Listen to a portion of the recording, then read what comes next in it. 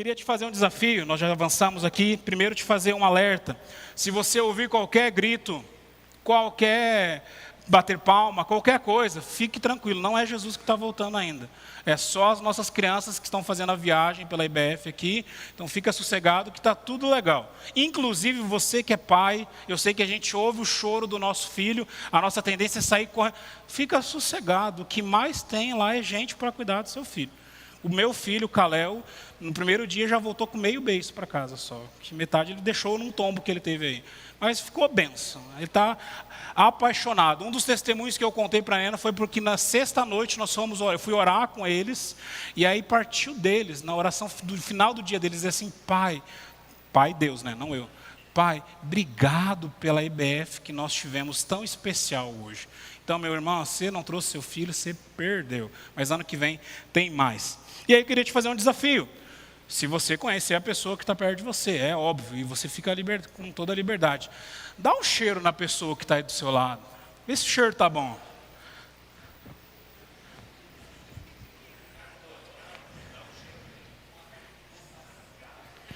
Só se você tem intimidade, senão...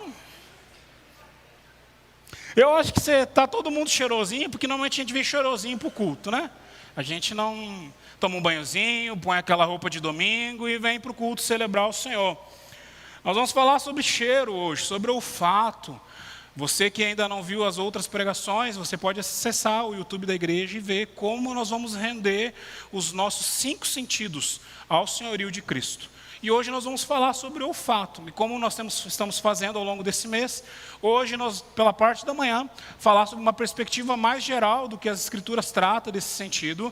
E à noite o pastor André, que vai estar ministrando, vai falar sobre áreas mais práticas desse sentido na nossa vida cristã.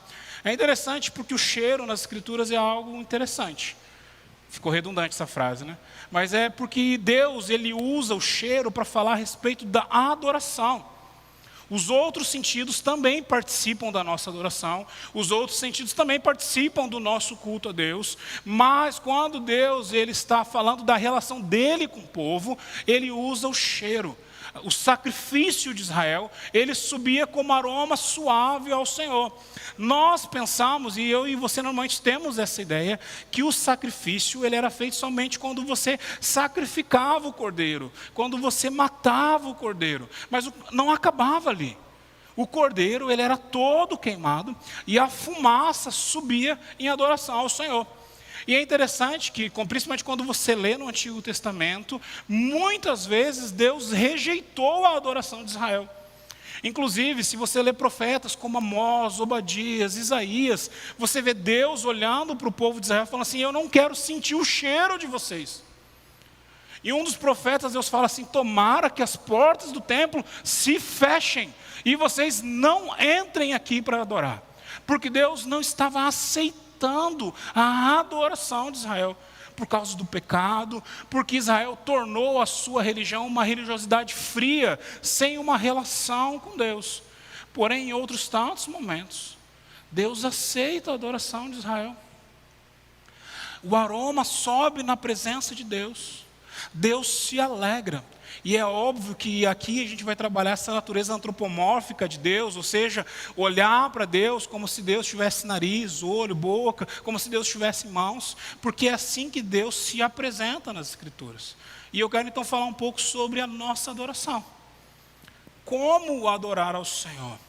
E mais do que isso, como a nossa adoração ela chega na presença de Deus como aroma suave. Você já parou para prestar atenção em algo? Que muitas vezes, nós podemos acordar de manhã cedo, vir para a igreja à luz e o Senhor não aceitar a nossa adoração. O Senhor olhar para esse endereço e dizer: não, eu não aceito essa adoração. Isso é pesado demais. Isso é duro demais. E aí eu quero usar um texto das Escrituras para que a gente possa ter ele como base na reflexão dessa manhã. Abra sua Bíblia no livro de Gênesis, capítulo 8. Nós vamos ler a partir do verso 18 até o final.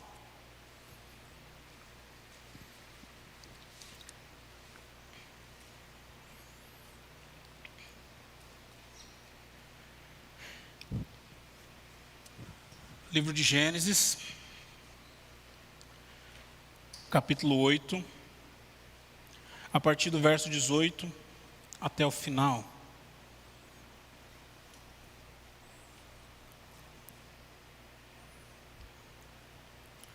Então Noé saiu da arca com a sua mulher e seus filhos e a mulher deles, e com todos os grandes animais e pequenos que se movem rente ao chão, e todas as aves. Tudo que se move sobre a terra saiu da arca, uma espécie depois da outra. Depois, Noé construiu um altar dedicado ao Senhor, e tomando alguns animais e aves puros, ofereceu eles em holocaustos, queimando sobre o altar. O Senhor sentiu o aroma agradável e disse a si mesmo: nunca mais amaldiçoarei a terra por causa do homem, pois o seu coração é inteiramente inclinado para o mal desde a infância. E nunca mais destruirei os seres vivos como eu fiz dessa vez. Enquanto durar a terra, haverá plantio e colheita, haverá frio e calor, verão e inverno, dia e noite, jamais isso cessará.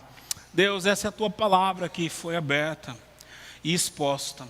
E nesse momento clamamos que o teu Espírito Santo tome conta, leve a nossa mente e o nosso coração cativo ao Senhor, para que possamos aprender e assim parecemos um pouco mais contigo. É em nome de Jesus que eu oro. Amém. Livro de Gênesis. Pequeno contexto para você saber onde é que nós estamos aqui na história. Se você abrir Gênesis, capítulo 1, capítulo 2, você tem a criação.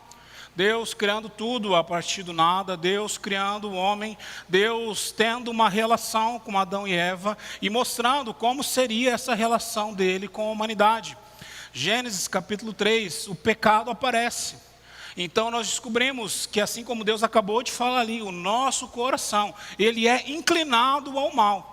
Então Eva toma do fruto, come do fruto, dá ao seu marido. Acontece toda aquela história que você já conhece. E aí eles são expulsos do jardim.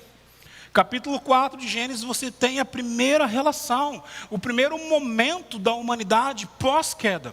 E já não é algo bom.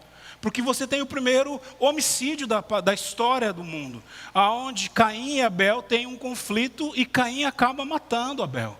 E aí do verso 5 até do capítulo 5, até o capítulo 8, você vê a humanidade evoluindo cada vez mais distante ao Senhor. Aqui vale um asterisco, porque lá no capítulo 4, no verso 22, nasce um homem chamado Sete. E lá existe uma expressão muito interessante, que é onde a adoração, ela passa a existir na humanidade. Nós não sabemos como era a relação de Deus com o homem até o capítulo 4. Se eles tinham templo, se tinham altares, se eles tinham um momento de oração, se não tinham, a gente não sabe muito bem. A gente não consegue nem falar como foi esse encontro de Deus, Abel e Caim. Mas lá no capítulo 4 de Gênesis começa um asterisco, porque fala que a partir dessa geração, o homem começou a invocar ao Senhor. E aí nós temos a ideia de que a partir daquele momento, começaram a haver momentos onde a gente se encontrava com pessoas e nós começávamos a adorar ao Senhor. E nós percebemos que esse momento de adoração não modificou muita coisa, porque o pecado continuou evoluindo. As pessoas continuaram se corrompendo. Tanto é que você chega em Noé e Deus está cansado do homem. A expressão é forte, gera várias discussões teológicas, falando assim, Deus se arrependeu de ter criado o homem e por isso ele destruiu todo mundo. E aí nós chegamos aqui no final de todo esse processo. Já tinham os animais entrado na arca, eles já haviam passado 1 ano. A gente esquece disso, porque a gente lê uma página depois da outra da Bíblia. Noé ficou cerca de 1 ano dentro de um barco, com um bando de bicho. E se você sabe, bicho fede. Faz o link aí com o cheiro para você saber. Imagina você que vai numa fazenda de vez em quando. E aí se você é da cidade como eu, você entra na estrebaria, a primeira coisa que você fala, nossa, que fedor. Não vou dizer a expressão que você usa mesmo ali, né? Mas você, que fedor. E imagina 1 ano dentro de um barco, com um bicho fazendo suas necessidades, tudo que é jeito. E lá estava Noé. E aí Noé passa 1 ano. E aí o texto é precioso no começo do capítulo 8, porque ele fala assim, então o Senhor se lembrou.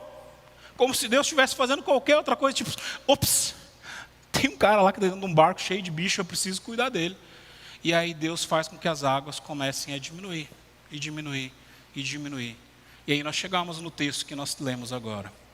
Eu não tenho por objetivo nessa manhã sanar todo o conceito de adoração. Com certeza a gente poderia ficar um ano inteiro aqui falando sobre adoração. Mas a gente pode tirar princípios preciosos desse texto que nós lemos aqui, de Noé. E o primeiro deles que eu queria que você guardasse é que a adoração, ela provém de tempos de provação e de cuidado. Nós não fazemos assim. Nós não fazemos assim.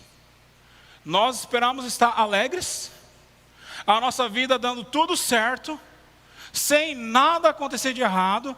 Aí é o dia que você fala assim: hoje eu vou lá celebrar ao Senhor, hoje eu vou lá adorar a Deus, hoje eu vou cultuar. E quando nós estamos passando por qualquer dificuldade, nós usamos uma expressão extremamente errada, um versículo muito mal interpretado das Escrituras, dizendo assim: não, hoje eu vou lá oferecer sacrifícios de louvor a Deus. Como se Deus precisasse dos seus sacrifícios de adoração para ser Deus. Mas a adoração verdadeira, ela provém de momentos de dificuldades e de cuidado do Senhor, da nossa percepção, dos momentos de lutas e dificuldades que nós passamos, dos momentos onde você chora na madrugada, onde você acorda e dorme pensando nos seus problemas, onde as situações são muito maiores que você. E são bons os momentos assim. São os melhores momentos da nossa vida. Quando nós olhamos para as situações e dizemos assim: eu não dou conta de fazer nada. Eu não sei mais que caminho seguir. Eu não sei mais que caminho percorrer. É esses momentos que Deus gosta de agir na história da humanidade. Porque daí nós nos despimos.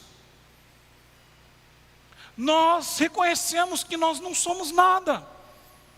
Nós descobrimos que nós não temos poder para nada, nem para sustentar a nossa própria vida. Quem dirá cuidar das aflições, dos problemas que nós passamos? E quando nós chegamos a essa conclusão, nós começamos a perceber o cuidado do Senhor. Olha a história de Noé. Noé era um cara como eu e você. A gente tem uma péssima ideia de colocar os personagens das Escrituras num pedestal que eles não precisam estar.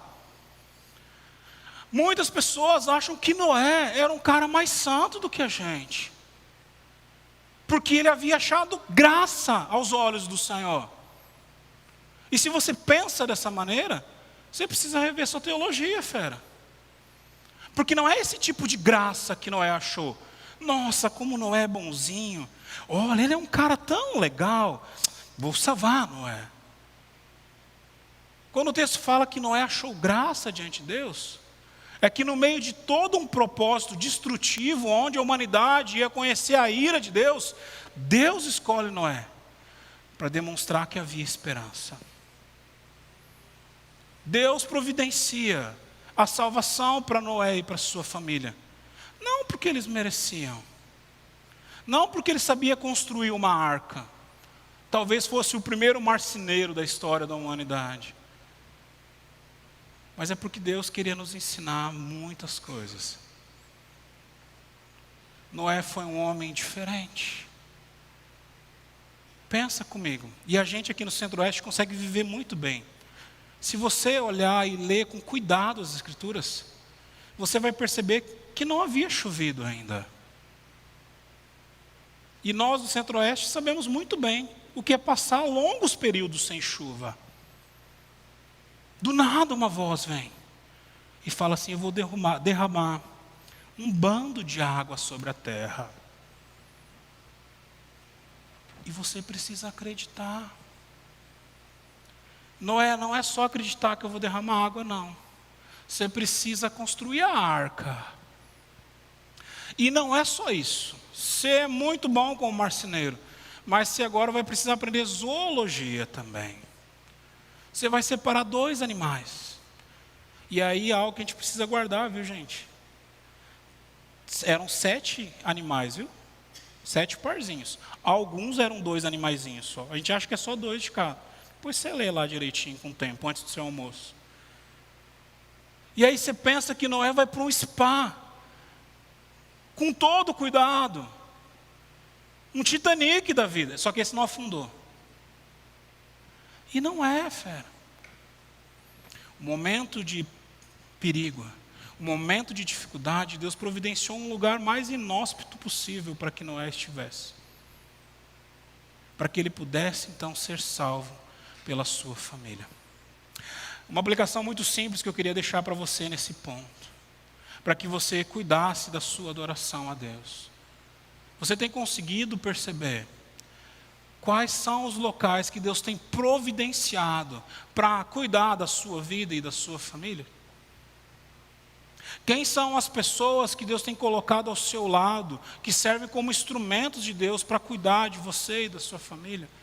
Quais são as situações, mesmo que inóspitas, que você passa, que Deus tem usado para cuidar da sua família? Essa percepção vai te levar à adoração a Deus. Segunda ideia que eu queria que você guardasse nessa manhã, que a adoração, ela provém de santidade e de fidelidade. Noé passou o spa dele, 1 ano cuidando de bicho. Eu tive com os meninos agora o Jean tem o sabático, eu vivi um semanático. A gente ficou um semanático lá em Brasília e fomos lá conhecer o zoológico de Brasília. Os bichos são grandes demais, velho. Eu fiquei pasmo, eu não tinha noção do tamanho de uma girafa. Você sabe o tamanho de uma girafa? É muito grande. Com certeza ficou com o pescoço para fora na arca. Não tenho dúvida disso. Um elefante é muito grande. Um dia a gente estava com os jovens e eles debatendo assim, não, pastor, mas Noé pode ter levado filhotinho na arca, não precisa levar os grandes. Sei lá o que aconteceu. Muito grande. 1 ano. Eu quero conversar um período da minha eternidade com Noé, porque eu quero saber como é que foram as discussões de Noé com a esposa dele durante esse 1 ano. Será que ele preferiu dormir algumas noites com os gorilas do que dormir com a esposa? Não sei. Difícil, né? Foi muito tempo. Ele desce da arca. Ele vai adorar ao Senhor. E aí eu queria que você voltasse os seus olhos para o texto. E encontrasse na parte do texto que fala assim, que Noé, ele ofereceu qualquer coisa a Deus. Que ele ofereceu qualquer animal. Que ele ofereceu ao Senhor na sua adoração a Deus, depois de passar 1 ano trancado com um bando de bicho na arca, qualquer coisa. Eu tenho quase certeza que eu e você, conhecendo a gente, se acabasse depois de 1 ano, a primeira coisa que você faria não era fazer uma adoração ao Senhor. Talvez ia sair correndo, comer arroz com piqui, comer churrasco, ir para o Araguaia, para cá, não sei o que você ia fazer. Mas ele para. Depois de concluir o seu serviço, porque o texto fala que depois que ele dispensou todos os animais da arca, ele levanta um altar ao Senhor. Separa animais puros e aves puras e sacrifica ao Senhor. Os queima diante do altar. E esse cheiro maravilhoso, churrasco, viu gente? Deus gosta de churrasco, fica a dica. Sobe esse aroma ao Senhor. E o Senhor aceita. A adoração tem a ver com fidelidade, santidade. Fidelidade por quê? Porque Noé cumpriu o chamado dele ao Senhor. Ele foi chamado para levar os animais, salvar a sua família e começar uma nova geração. Ele cumpre o seu chamado. Ele é fiel. Eu brinquei com você sobre as DRs. Eu tenho certeza que em alguns momentos ele ficou em crise, fera. Em alguns momentos ele teve dificuldades, eu e você também temos, ele também teve. É muito fácil você ver a história depois que ela está concluída. Participar dos bastidores é diferente. Mas é interessante que o autor de Gênesis, que Moisés ao escrever Gênesis, que é a revelação de Deus a Moisés, não colocou nenhum momento, nenhuma crise dele. Mas aprove ao autor colocar o final da obra. A nossa adoração tem a ver com a nossa fidelidade a Deus, com aquilo que Ele nos chama a fazer, como nós vamos concluir esse chamado, como nós vamos prosseguir nessa caminhada, sem olhar para a direita, sem olhar para a esquerda, tendo a plena certeza de que dias difíceis vão passar, que momentos de dificuldade nós vamos viver, que a gente vai precisar segurar a corda mais forte, mas que Deus está conosco. Quando eu olho para um texto das Escrituras, quando Jesus, convida os discípulos a atravessar o mar, vira para os discípulos e fala assim: vem, nós vamos para o outro lado. Chega na metade do mar, as ondas começam a bater, eles ficam com medo, ali está a gente retratado. Jesus pegou e virou para eles: venham, entrem no barco, nós vamos para o outro lado. Se Ele falou, fera, vai acontecer. Pode as ondas baterem. Se Deus virou para Noé e falou assim: fica tranquilo, vai cair água, todo mundo vai morrer, você vai entrar na arca, você vai botar os bichos, mas você e a sua família vão estar salvos. Fique tranquilo, seja fiel até o final, e você vai perceber o cuidado de Deus.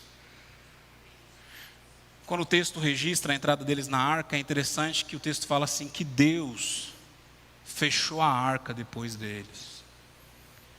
Apesar do autor de Gênesis ser um cara brincalhão, desculpe, isso é eu falando, e falar que Deus se lembrou, estava caminhando no céu e ops, lembrei de Noé.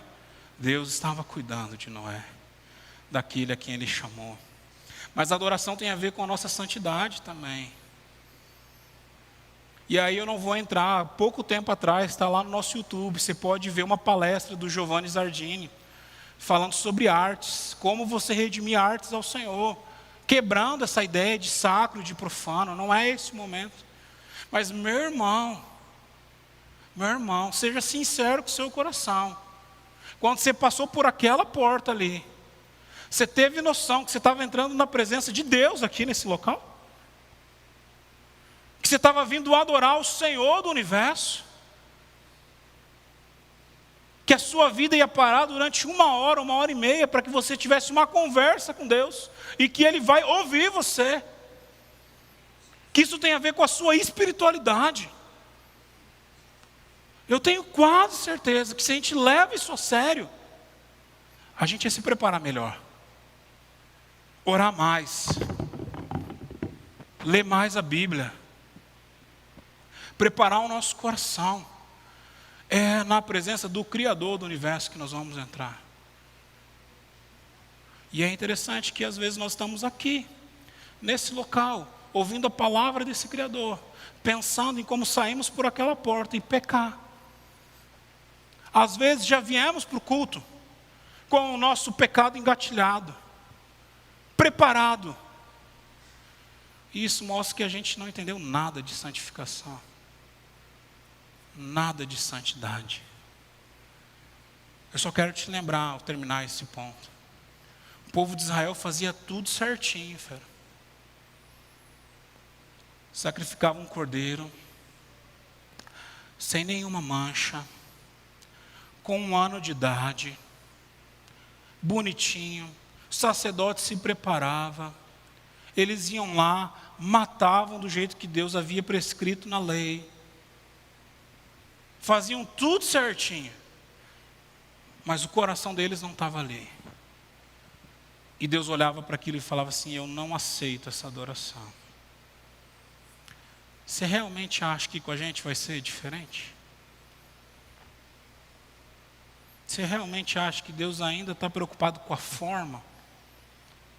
Será que em 2023 você ainda não aprendeu que Deus está preocupado com o seu coração? Em como você adora? Em como Ele é realmente o Senhor dentro de você? E se Ele é o Senhor na sua vida toda semana, quando você chegar aqui aos domingos, você vai levantar mãos santas ao Senhor, porque na dificuldade da semana Ele esteve com você. E aí quando você canta: vem o Senhor a minha vida oferecer, como oferta de amor e sacrifício, não é mais uma mera canção, é realidade na sua vida. Os jovens gostam de uma expressão que eu uso, vou usar ela de novo. Toma chá de senso, velho. Toma chá de senso. Terceira e última ideia para encerrarmos nessa manhã. A adoração, ela produz consolo e esperança. Olha sua Bíblia aí. Versos 21 e 22. O Senhor sentiu o aroma agradável e disse a si mesmo: nunca mais amaldiçoarei a terra por causa do homem. O seu coração é inteiramente inclinado para o mal desde a infância. Mas nunca mais destruirei os seres vivos como fiz dessa vez. Enquanto durar a terra, plantio e colheita, frio e calor, verão e inverno, dia e noite, jamais cessarão. Quando entendemos que a adoração provém de tempos de dificuldade e de cuidado, quando entendemos que a nossa adoração, ela provém ao Senhor através da fidelidade e da santidade, nós vamos descobrir que a adoração então produz consolo e esperança no nosso coração. Imagina Noé ouvindo essa primeira fala de Deus. Faz um teste na sua mente. Ele acabou o churrascão que ele fez para Deus ali. Deus chama ele. Fala assim: eu nunca mais vou fazer isso. Eu nunca mais vou prender você dentro de uma arca. Eu nunca mais vou fazer você ficar sozinho durante um ano. Eu nunca mais vou destruir a criação. E não é só hoje, não é só amanhã. É por todo o tempo. E logo depois, quando você começa o capítulo 9 de Gênesis, você vai ver que Deus faz um pacto então com Noé. E aí ele coloca o arco-íris como marca desse pacto. Apesar de ondas colocarem o arco-íris como uma marca de um outro processo, quando eu e você olhamos para o arco-íris, nós nos lembramos que Deus prometeu que jamais destruiria o homem de novo. E que nisso nós temos esperança. A nossa adoração, ela produz esperança e consolo. Se realmente aos domingos você vem adorar com seus irmãos, na segunda, terça, quarta, não tem o dia santo, mas você vem adorar o Senhor. Você sabe que quando você sai desse local, não é a sua mente, não é o seu coração, mas é a sua alma que encontra paz. Não são as canções que você ouve, não é a oratória do pastor, mas é porque o próprio Espírito Santo fala ao seu coração, e a sua alma então se aquieta. A sua alma então encontra consolo. A sua alma então encontra esperança. Porque os seus olhos não se baseiam só no que enxergam. Há um Deus muito maior agindo no meio do seu povo. O mesmo Deus que cuidou de Noé. E perceba, por isso que eu falei para você desconstruir a figura de Noé. Olha o que Deus fala sobre a humanidade. Ele não prometeu que ele não iria destruir porque nós somos bonzinhos e bonitinhos. Aliás, logo ali no capítulo 9, capítulo 10, Noé já peca. Já peca, a família já se dispersa. E Deus mesmo sabe disso. Ele fala: eu sei que o coração do homem, ele é inclinado para o mal, mas mesmo assim Deus ama a minha vida e a sua vida. Deus tem um momento para salvar a minha vida e a sua vida. Deus tem um momento para mudar a nossa história, para interagir conosco. E eu tenho certeza que quando esse encontro acontece, nós nos rendemos em adoração. Não tem como o homem suportar essa relação sem se render ao senhorio de Cristo. Não tem como o homem conhecer a Deus sem se submeter aos seus desígnios. A gente tenta, eu sei, nós somos bons em tentar fugir dos desígnios de Deus. Mas quando esse amor que nós não conseguimos nem explicar atravessa o nosso coração, nós nos submetemos a Ele em adoração. Em adoração. Nós queremos lá no zoológico ter visto o leão. Sabia que o rugir do leão você pode ouvir a cerca de 50 quilômetros?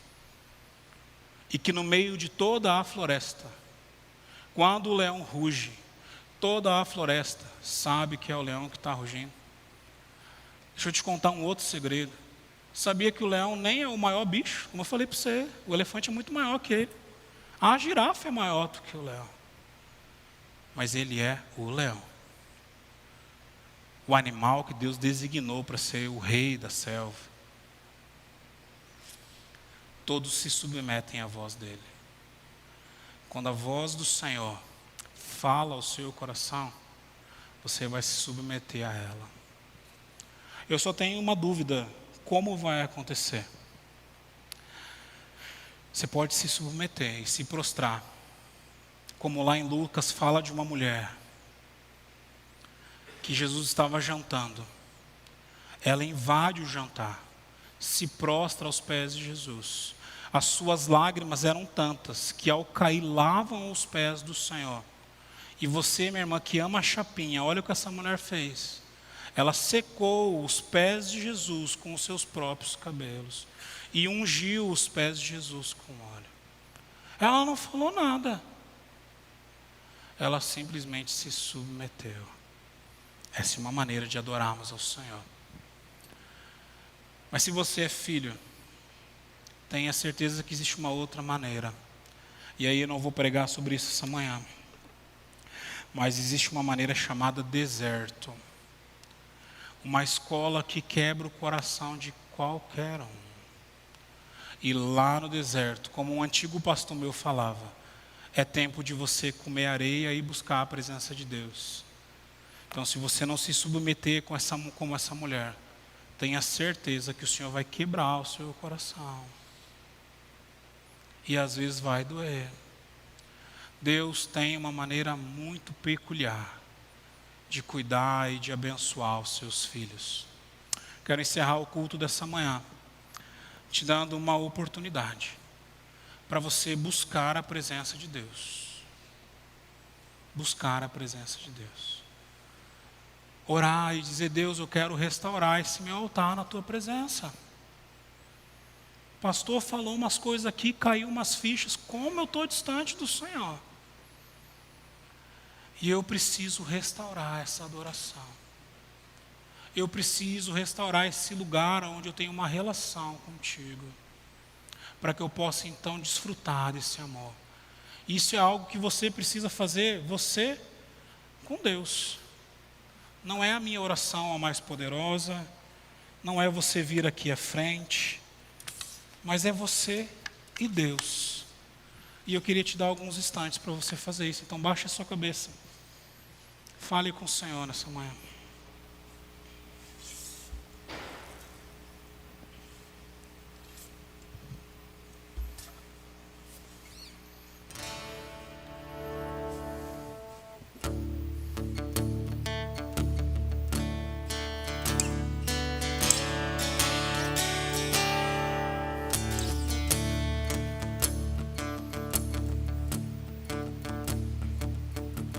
Eu te busco,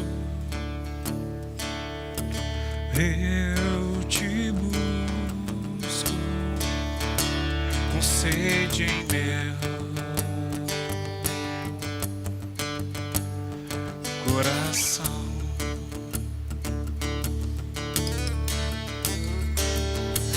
Eu te busco, eu te busco, com fogo em meu coração. Te anelo,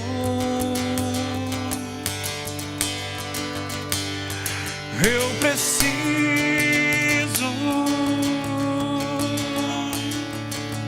te amo mais que ao meu ser.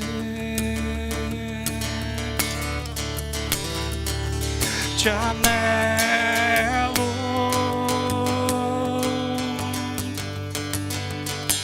eu preciso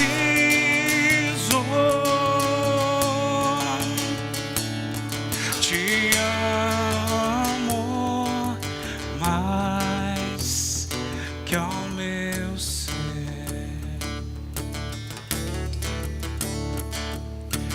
Eu te busco, Eu te busco com sede em meu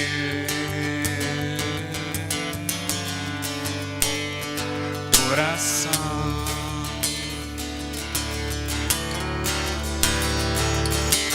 Eu te busco, eu te busco com fogo em meu coração.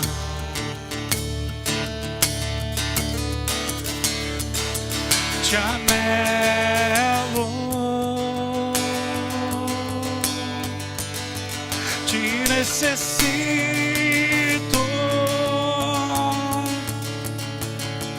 te amo mais que ao meu ser.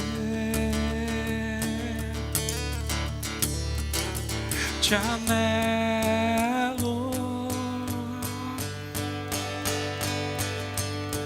eu preciso,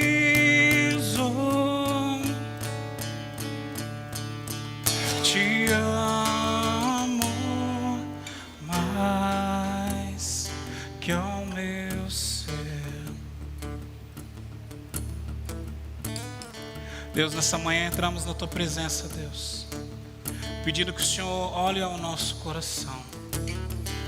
Nós sabemos, Deus, que somos maus, que o nosso coração tem pecado e por isso, Deus, diante do Senhor nos arrependemos. Mas queremos, Deus, nessa manhã, assim como o Senhor aceitou como aroma suave, Deus, a adoração de Noé, que o Senhor aceite a nossa adoração a Ti também. Toma conta, Deus, da nossa vida. Nos faz, Deus, viver de maneira digna, Deus, o Teu Evangelho, Deus, nessa geração. Guarda, Deus, as famílias que aqui estão.